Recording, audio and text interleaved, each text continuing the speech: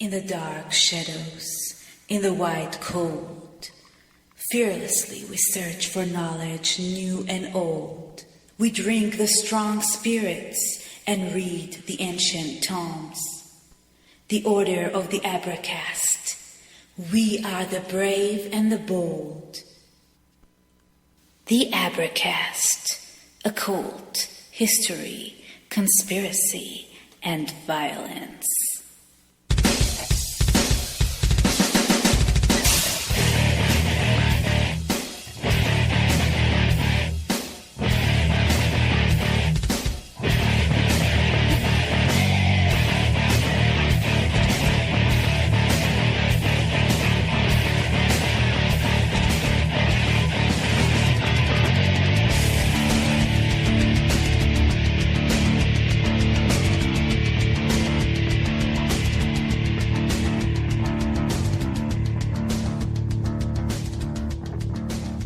Hey everybody, I'm John Towers. This is the Abercast. Thank you for tuning in. Please draw your attention to the explicit content indicator that is found everywhere this podcast is available. This means that I use adult language. I do not speak in a humorless public radio hushed monotone. I'm excited and enthusiastic about the information that I present and the topics I discuss. My mind often races. I frequently talk very fast while trying to think on the fly, or I will sometimes slow down for effect while reading. And I also occasionally go off of my notes on brief tangents. I drink while I record, and you will certainly hear ice rattle in my glass throughout the show.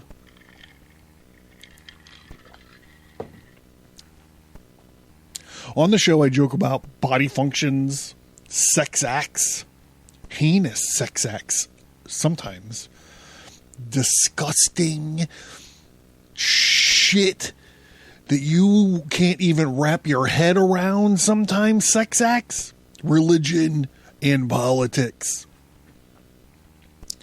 The topics may seem random or scattered throughout the backlog. However, a full list of show topics in chronological order is available on the featured topic link on Advertise.com.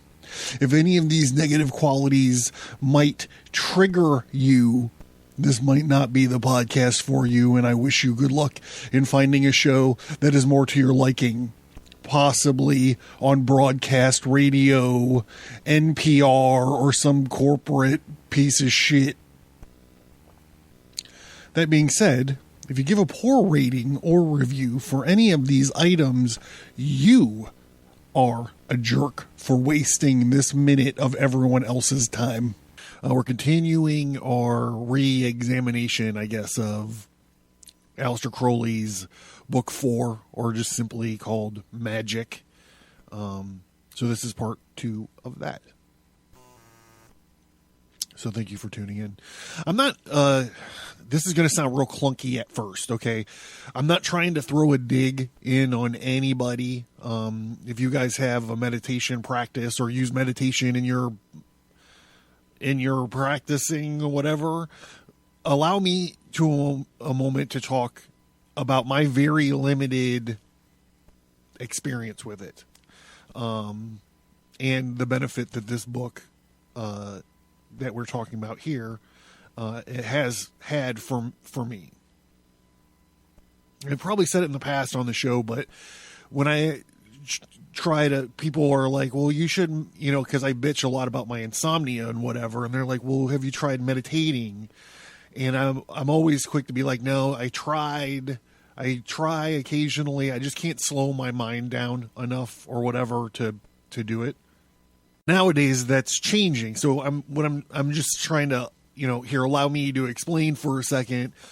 We're going to be talking about different aspects to like meditation tonight, like some different components of it.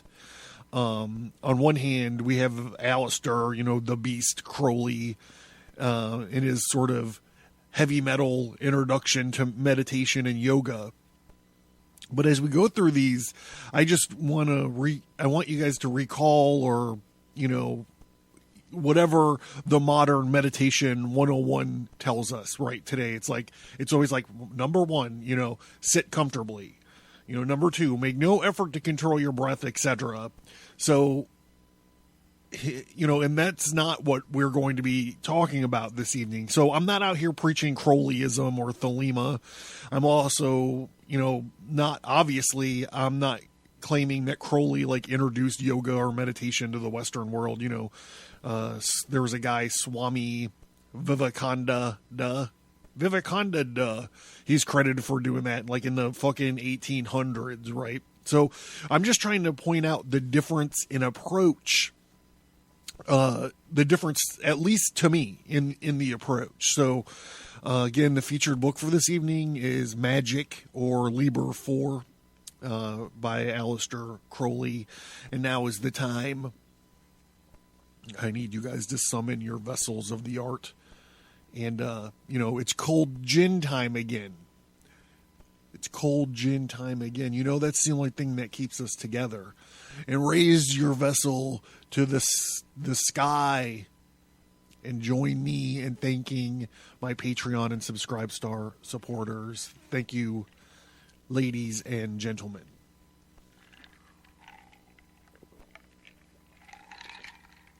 The last Liber 4 episode we just went over the preliminary remarks, which were fascinating. This week we're actually going to start with chapter 1. It's called Asana. Hold on, I need to get my fucking reading glasses.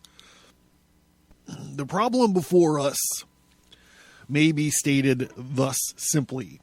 A man wishes to control his mind to be able to think one chosen thought for as long as he will without interruption. As previously remarked, the first difficulty arises from the body, which keeps on asserting its presence by causing its victims to itch, and in other ways be distracted. He wants to stretch, scratch, sneeze. This nuisance is so persistent that the Hindus, in their scientific way, devised a special practice for quieting it. Anyone who's been in the military knows what it's like to be, in a parade or in a formation, standing at attention, and just fucking you just think that you, the side of your head just starts itching or something. You're like, I have to itch this. I'm going to fucking freak out. The word asana means posture, but as with all words which have caused debate, its exact meaning has altered, and it is used in several distinct senses by various authors. The greatest authority on yoga, the editor adds a footnote that I kept because I thought it was interesting.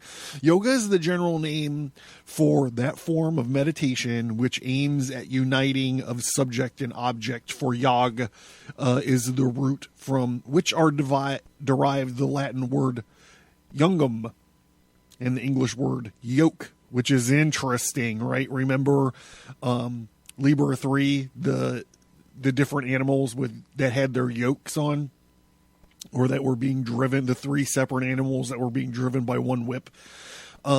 As Patanjali, he says, asana is that which is firm and pleasant. This may be taken as meaning as the result of success in the practice. Again, Sankhya says posture is that which is steady and easy. And again, any posture which is steady and easy is an asana.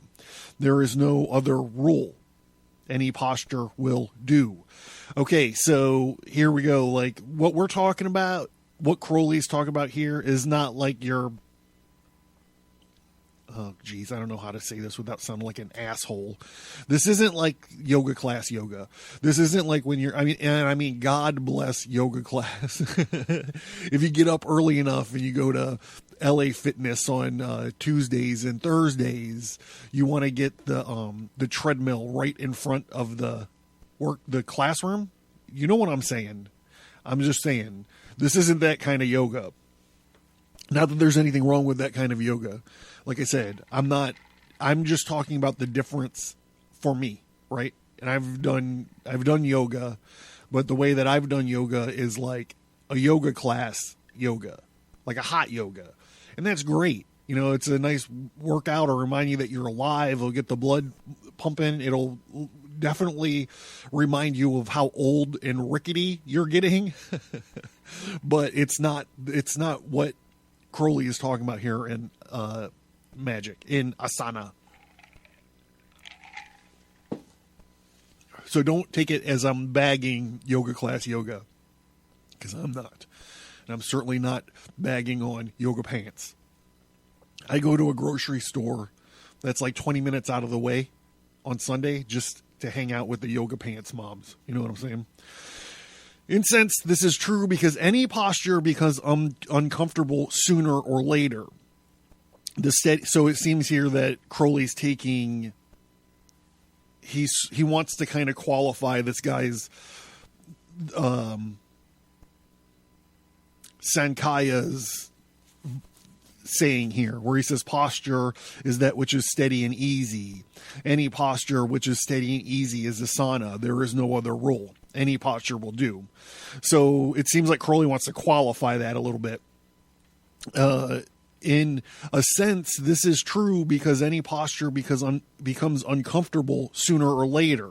The steadiness and easiness mark a definite attainment, but will be explained later on. Hindu books such as the Shiva Sanhiti. I'm so sorry for butchering these words. I'm not trying to be funny about it. It's just not my native language. You know what I'm saying?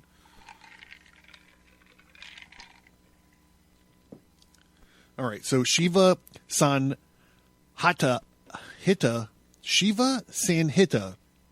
gives countless postures, many, perhaps most of them, impossible for the average adult European, like the names.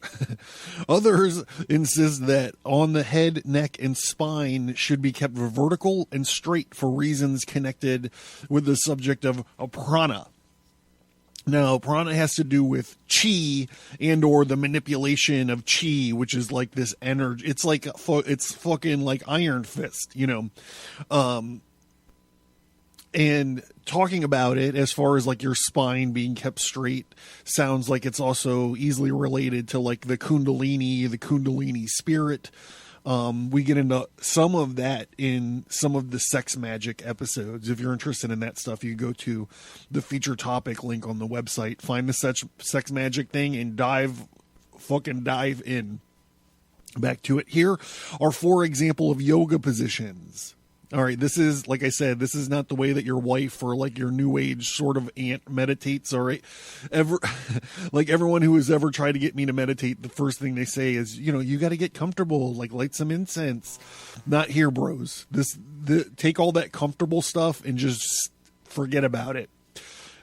Posture 1, this one's not so bad. They start off and it gets weirder and weirder. Sit in a chair, head up, straight back, knees together, hands on knees, and eyes closed. This one's called the God position. The one that I've been working with is kneel, buttocks resting on the heels, which is no fucking easy thing to do. Toes turned back, so you're basically, a lot of your weight is on the knuckles of your toes. Back and head straight and hands on thighs. This is called the dragon position. One of the reasons I chose this position is because I have bad knees and a lot of your weight also rests on your knees. You'll see as we get into this, the point is not to be comfortable. This one is just impossible for me to do. Stand. Hold left ankle with right hand and alternately practice right ankle and left hand, etc. And then free forefinger on the lips. This is the position of the ibis. Now, this one is the craziest one. I actually tried to pretzel myself into this one at one point in time, and I was like, whoa, this is something, conversely, that's going to put me in the hospital, and also, I mean, not for me, but I'm sure if you search like Pornhub, you're going to find someone doing this. Sit. Left heel pressing up anus. Right foot poised on its toe. the heel covering the phallus, arms stretched out over the knees, head and back straight. This is called the thunderbolt position. So if you would like to pause the podcast, get down on your floor, roll your yoga mat out, get down on the floor and try to put yourself in the thunderbolt position. Yeah, I'm telling you.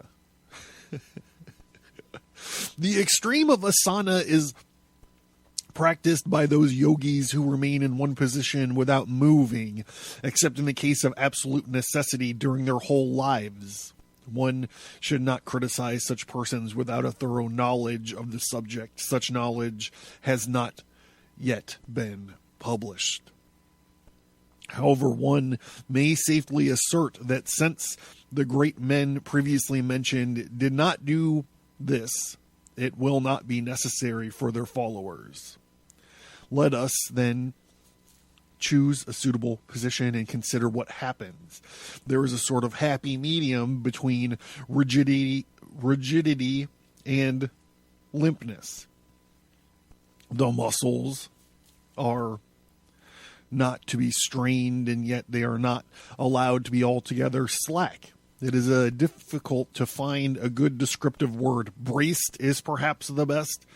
In a sense of physical alertness is desirable. Think of the tiger about to spring, or of the oarsman waiting for the gun. After a little, there will be cramp and fatigue. The student must now set his teeth and go through with it. The minor sensations of itching, etc., will be found to pass away. They are resolutely neglected. But the cramp and fatigue may be expected to increase until the end of the practice. One may begin with a half an hour or an hour a day. The student must not mind if the process of quitting the asana involves several minutes of acutest agony. And brother,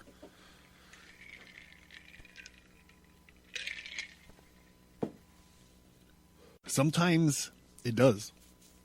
So I have a bunch of stuff here about the asana yoga being different than isometric exercises, and about like torture positions. Like in basic training, we had to do this. I can't remember what it was called. I guess it was called the invisible chair. And that shit will devastate you. It's like you start with your back against the wall. Well, it's like your feet are like a little ways away from the wall. Then you like lean on the wall, and then you like crouch down. So you're like sitting in this invisible chair, but there's no furniture there. It's just you, the floor, and the fucking wall. Anyhow, I'm just going to skip through a lot of this stuff. I'm actually running a little bit behind already. We have a lot of stuff to get through. It will require a good deal of determination to persist day after day. For most cases, it will be found that the discomfort and the pain, instead of diminishing, tend to increase. On the other hand, if the student pays no attention, fail to watch the body, an opposite phenomenon may occur. He shifts to ease himself without knowing that he has done so. To avoid this, choose a position which naturally is rather cramped and awkward, and in which slight changes are not sufficient to bring ease. Otherwise, for the first few days, the student may even imagine that he has conquered the position. In fact, in all these practices, their apparent simplicity is such that the beginner is likely to wonder what all the fuss is about, perhaps to think that he is specially gifted. Similarly, a man who has never touched a golf club will take his umbrella and carelessly hole a putt, which should frighten the best putter alive. So the last episode we ran into a golf reference, and I'm like, was Crowley a fucking golfer? So here it is. More golf references from Crowley.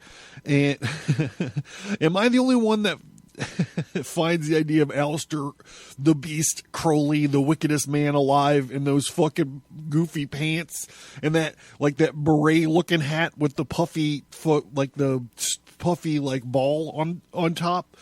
Is that a depressing image? That's what I feel it is. I try not to get wrapped up in the personal stories of these dudes I mean, there are plenty of podcasters out there that do that, and not to say that they're bad, but I try to stay focused on their work. However, I do know that Crowley was indeed a golfer, and he actually, interesting to note, he actually began to golf in February 20th of 1940 when he was in Egypt, which is like a little over a month. Let's see. He started golf February 20th. It was April 8th, 9th, and 10th when he received the Book of the Law from his guardian angel, Ayahuas. So it's like he started golf and he's like, this shit is frustrating. Next thing you know, he's talking to like these interdimensional guardian angels and stuff.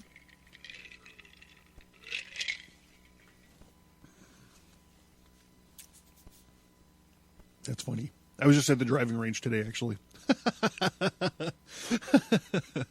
I got pictures of it on my Instagram. All right. In a few days, however, in all cases, the discomforts will begin. As you go on, they will begin earlier in the course of the hour's exercise. The disinclination to practice at all may become almost unconquerable. One must warn the student against imagining that some other position would be easier to master than the one he has selected. Once you begin to change about, you are lost. Perhaps the reward is not so far distant. It will happen one day that the pain will suddenly be forgotten. The fact of the presence of the body is forgotten. And one will realize that during the whole of one's previous life, the body was always on the borderland of the consciousness.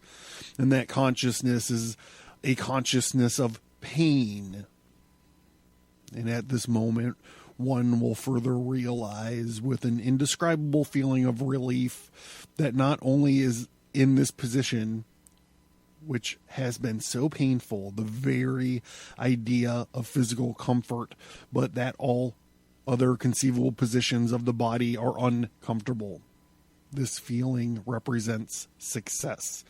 There's also something to say about Gnosticism here, but I'm not going to say it.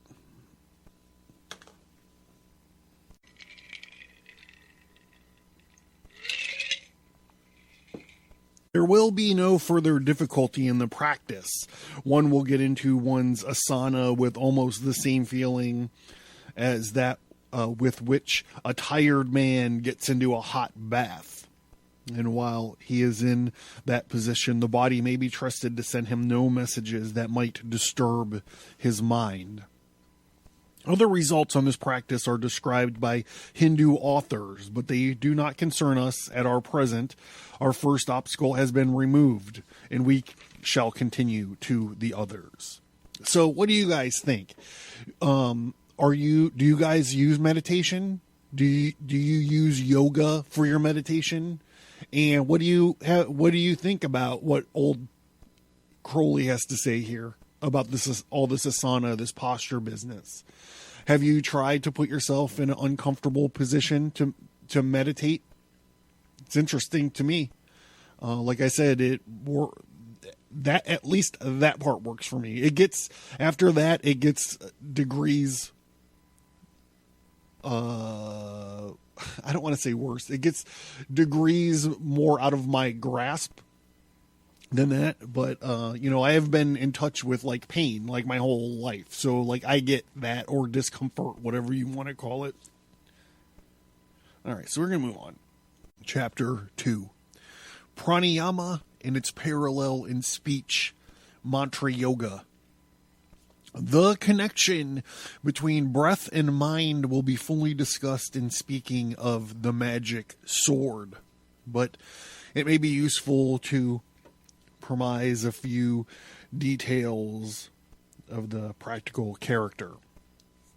But in this skeptical system, one had better contend oneself with statements which are not worth the trouble of doubting. The ultimate idea of meditation begins to still the mind.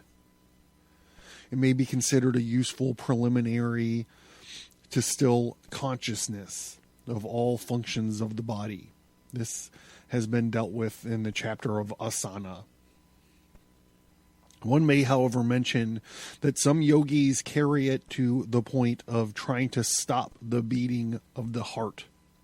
Whether this is desirable or no, it would be useless to the beginner. So he will endeavor to make the breathing very slow and very regular. So I also suffer from a crazy high blood pressure. I've been battling it for, I don't know, a few years now. I went in because I was having an attack of the gout. And the nurse, while she was like putting me in the little doctor's room, took my blood pressure, and she was like, hold on, I got to take this again. And she did it again, and she was like, do you feel okay? And I'm like, yeah, bitch, I feel fine. What are you talking about? She's like, are you dizzy? And I'm like, no. She goes, do you feel like you're going to pass out? Do you see spots? And I'm like, no, I feel fine. Everything's great. And she was like, hold on, I'll be right back. She wheels in this like a gurney with electrocardiogram on it. And she was like, you need to lay down on this and let me hook these wires up to you. And I'm like, really? Can we just talk about my foot? Like it feels like my foot, the bones of my feet are being flossed with barbed wire. Can we just talk about that? And she made me like lay down on the thing. And the doctor came in and was like, you actually should be dead right now. Like you should be having a stroke because your blood pressure is so crazy. So I've been fighting it. And the reason I'm telling you this story, and I was doing the podcast back then, I did not talk about it then, but now it's funny because I'm rereading this and I'm like, I do that when I sit at I go to the specific pharmacy to put my hand in the screen, the sleeve, and I let the pharmacy robot take my blood pressure. And as I'm sitting there, I'll close my eyes and I'll be like, breathe in through the nose, breathe out through the mouth. And I'll visualize my heart. I'll visualize a vein and the blood pumping through it. There's like a gap between it. I'll just do all these kind of funny things to God, just let me keep drinking and not have a stroke. That's all that I want to do. I'm happy to let you guys know that with all this weight loss and stuff and cutting back on basically everything, 72-hour fast, my blood pressure is just fine right now. I'm just trying to convince him to take me off the medicine. All right, enough about me. Back to it. The best way to time the breathing once some little skill has been acquired with a watch to bear witness is by the use of a mantra. The mantra acts on the thoughts very much as a pranayama does upon the breath. The thought is bound down to a recurring cycle. Any intruding thoughts are thrown off by the mantra, just as a piece of putty would be from a flywheel. And the swifter the wheel, the more difficult it would be for anything to stick. This is the proper way to practice a mantra. Utter it as loudly and slowly as possible, 10 times.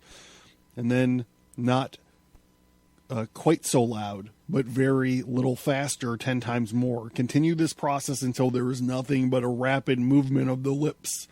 This movement should be continued with increased velocity and diminishing intensity until the mental muttering completely absorbs the physical. The student is by this time absolutely still with the mantra racing in his brain. He should, however, continue to speed it up until he reaches his limit, at which he should continue for as long as possible, and then cease the practice by reversing the process above described. Any sentence may be used as a mantra. And possibly the Hindus are correct in thinking that there is a particular sentence best suited for any particular man. Some men might find the liquid mantras of the Quran to slide too easily, so that it would be possible to continue another train of thought without disturbing the mantra. One is supposed, while saying the mantra, to meditate upon its meaning. This suggests that the student might construct for himself a mantra which should represent the universe in sound, as the pinnacle should do in form, as above, so below. Occasionally, a mantra may be given, i.e., heard in some unexplained manner during a meditation on man. For example, use the words and strive to see in everything the will of God. To another, while engaged in a killing thought, came the words, and push it down, apparently referring to the actions of the inhibitory centers which he was using. By keeping on this, he got his result. Fear is the mind killer. The idea mantra should be rhythmical. One might even say musical, but there should be sufficient emphasis on some syllable to assist in the faculty of attention. The best mantras are of medium length so far as the beginner is concerned. If the mantra is too long, one is apt to forget it, unless one practices very hard for a great length of time. On the other hand, a mantra's use of a single syllable, such as Om, are rather jerky. The rhythmic idea is lost. Here are a few useful mantras. All right, here we go. Om is the sound produced by breathing forcibly from the back of the throat and gradually closing the mouth. The three sounds represents the creative, preservative, and destructive principles, and there are many more points about this, enough to fill a volume. One of those points, this is me speaking, not the editor or Crowley, is the silence before and after the word. Okay, so I'm not gonna expand on that. So the next one, and this is what he's saying, what he said before about that you have to distinct the syllables in some ways. He does this in a few different ways. I edited out all the explanations, so I'm just going to do them. Aum, tat, sat, aum.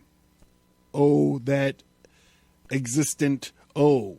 It's an aspiration after reality or truth. And Om Mani Padme Hum.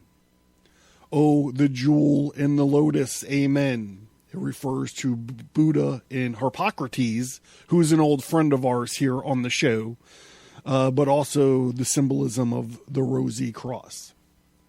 Hold on, I got to back up from the mic for this one.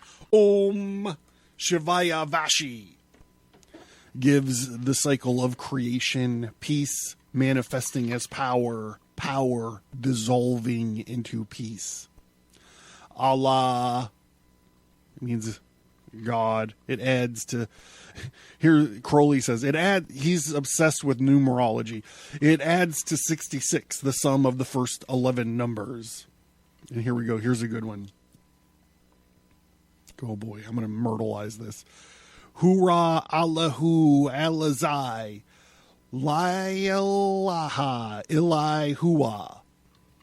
He is God and there is no other God than he. So that was rough. It's just going to get worse from here. Here are some of the longer ones. Aum Tat Savitur Verenium Barhago Devasa Diminha Dayo Yo Na Paratayatat, which means, oh, let us strictly meditate on the adorable light of the divine Savitri, which is the interior sun, I guess. May she enlighten our minds. Kowol, Hua Alu Akkad, Alu Asamed Ayam Yiyad, Walam Yulad, Walam Yukon Lahu Kufwan Akkad, which means, say, He is God alone, God the eternal. He begets not, and is not begotten, nor is there like unto him any one. The next mantra is the holiest of all that are or can be. It is from the stele of revealing. So this stele of revealing is a big deal to Thelemites. It's like what Crowley saw in Egypt that let him, I guess, figure all this shit out. Like I said, we don't pay attention to the man. We pay attention to his works. And he, I think he's only mentioned the stele of revealing one time before this. I think it might have been in the Book of the Law.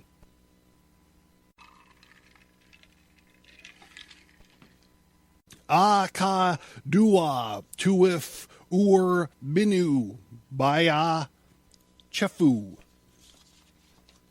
Unity uttermost showed. I adore the might of thine breath supreme and terrible God, who makest the God and death to tremble before thee. I adore thee.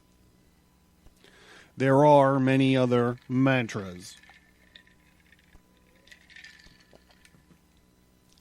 You have not even begun to master a mantra until it continues unbroken through sleep. This is much easier than it sounds. Pranayama is notably useful in quieting the emotions and appetites. And whether by reason of mechanical pressure, which it asserts, or by the thorough combustion which it assures in the lungs, it seems to be admirable from the standpoint of health. Digestive troubles in particular are very easy to remove in this way. It purifies both the body and the lower functions of the mind, and should be practiced certainly never less than 1 hour a day by the serious student. 4 hours is a better period. A golden mean is 16 hours, but that is too much for most people. So I got to tell you about this digestive troubles. I just got off a 72-hour fast. I know I keep mentioning it, but I chose to break the fast by eating a Reuben sandwich, some salt and vinegar potato chips, and Clausen pickle. And I paid for that decision, and it was apocalyptic.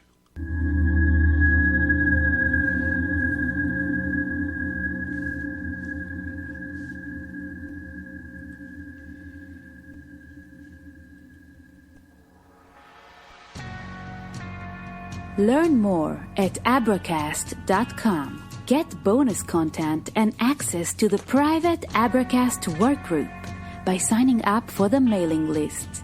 Get all that plus many exclusive episodes by supporting the show at patreon.com or subscribestar.com. I was reminded to only break the fast with a salad. Chapter 3, Yama and Niyama. The Hindus have placed these two attainments in the forefront of their program. There is the moral qualities, or simply control, and the good works, which are supposed to predispose to mental calm. Yama, or good works, consists of non-killing, truthfulness, non-stealing, continence, and non-receiving of any gift. So here we go, into the Christmas season. In the Buddhist system, Sila, virtue, is similarly enjoined. The quantities are, for the layman, these 5. Thou shalt not kill. Thou shalt not steal. Thou shalt not lie, and thou shalt not commit adultery. Thou shalt drink no intoxicating drinks. I will drink to that. For the monk, many others are added. The commandments of Moses are familiar to all. They are rather similar, and so are those given by Christ in the Sermon on the Mount. Some of these are only the virtues of a slave invented by his master to keep him in order. The real point of the Hindu good works is that breaking any of these would tend to excite the mind. Subsequent theologians have tried to improve upon the teachings of the masters, have given a sort of mystical importance to these virtues. They have insisted upon them for their own sake and turned them into Puritanism and formalism, thus non-killing, which originally meant do not excite yourself by stalking tigers, have been interpreted to mean that that it is a crime to drink water that has not been strained unless you kill the animalcula. I had to look that one up, animalcula. The definition: 1, a microscopic or minute organism such as an amoeba or a parameciculum, usually considered to be an animal. 2, archaic, a tiny animal such as a mosquito. So here, Crowley's using humor, in my opinion, to point out how hilarious the Christian God is. God.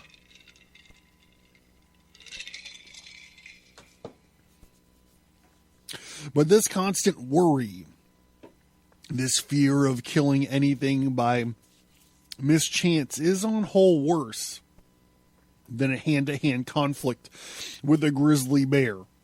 If the barking of a dog disturbs your meditation, it is simplest to shoot the dog and to think no more about it. A similar difficulty with wives has caused some masters to recommend celibacy. In all these questions, common sense must be the guide. No fixed rule can be laid down. The non-receiving of gifts, for instance, is rather important for a Hindu, who would be thoroughly upset for weeks if anyone gave him a coconut. But the average European takes things as they come by the time as he has been put into long trousers. Put in long trousers just means you're old enough to walk, I guess. The only difficult question is that of continence, which is complicated by many considerations, such as that of energy, but everybody's mind is hopelessly muddled on the subject, which some people confuse with erotology and others with sociology. There will be no clear thinking on this matter until it is understood as being solely a branch of athletics. We may then dismiss Yama, control, and Niyama, good works, with this advice. Let the student decide for himself what form of life, what moral code will least tend to excite his mind, but once he has formulated it, let him stick to it, avoiding opportunism, and let him be very careful to take no credit for what he does or refrains from doing. It is a purely practical code of no value in itself. It is a purely practical code of no value in itself. So I kept this because being a combat engineer, I dig it. Crowley says, to finish out this chapter, the cleanliness which assists the surgeon of his work would prevent the engineer from doing his at all.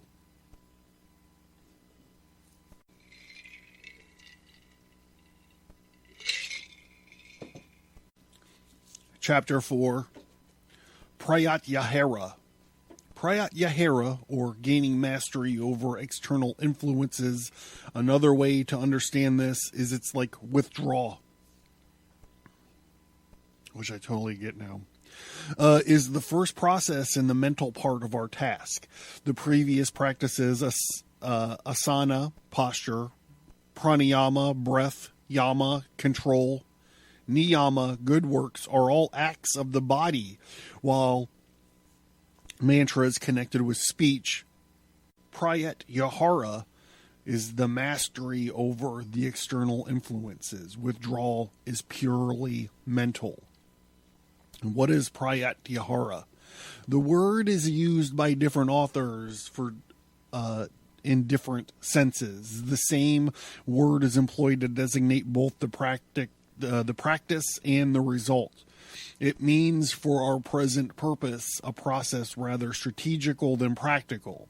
It is an introspection, a sort of general examination of the contents of the mind which we wish to control. Asana having been mastered, all immediate exciting clauses have been removed, and we are free to think what we are thinking about.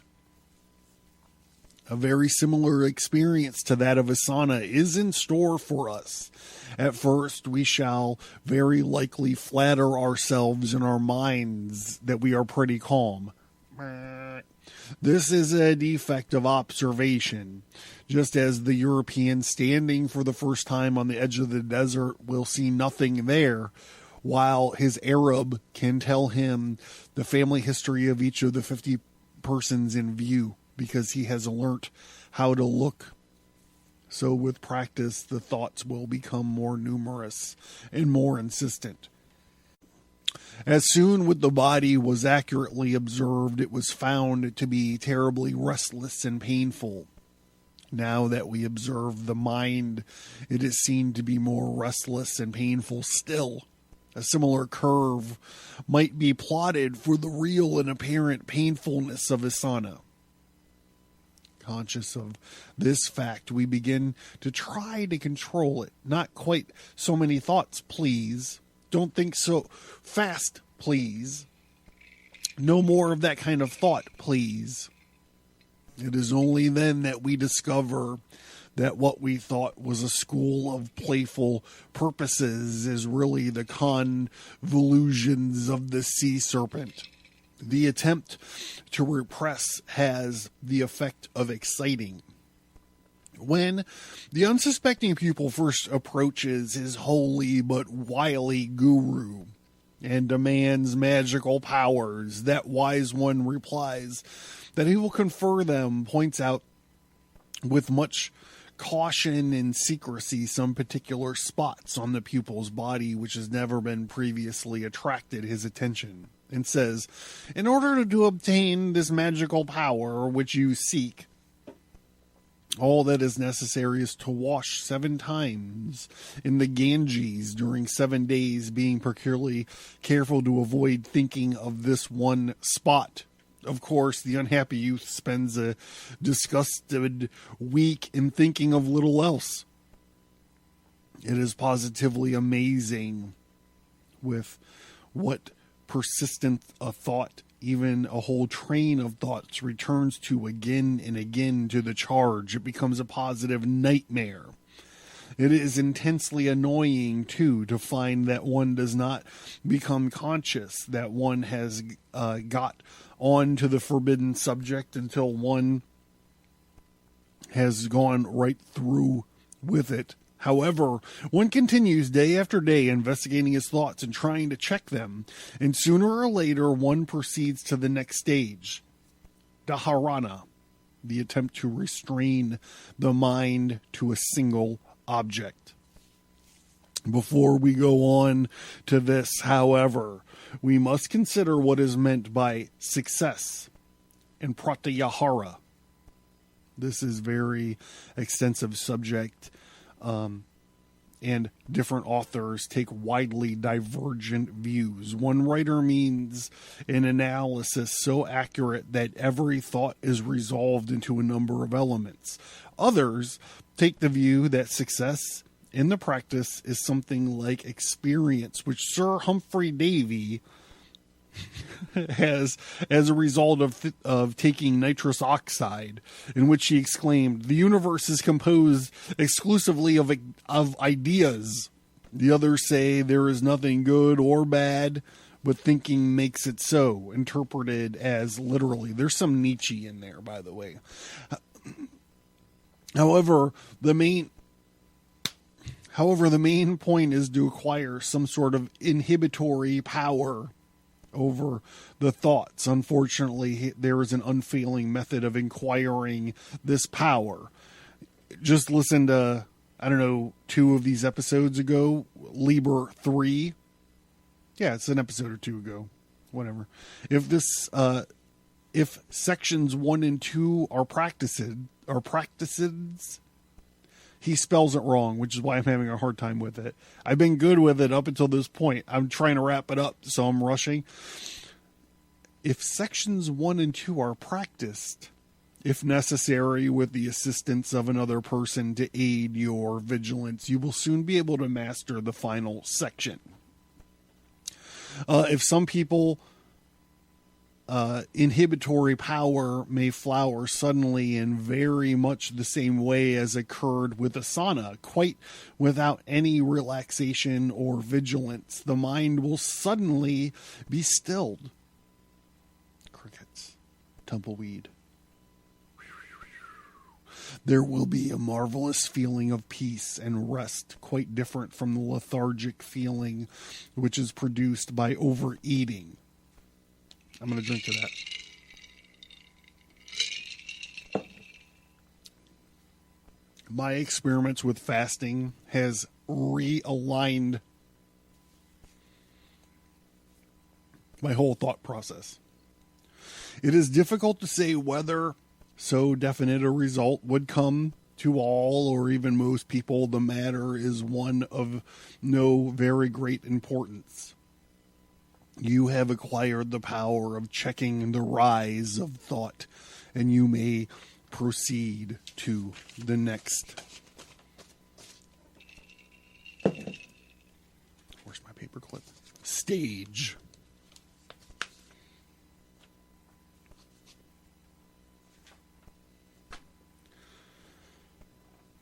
All right. I'm John, and this has been the Advertise.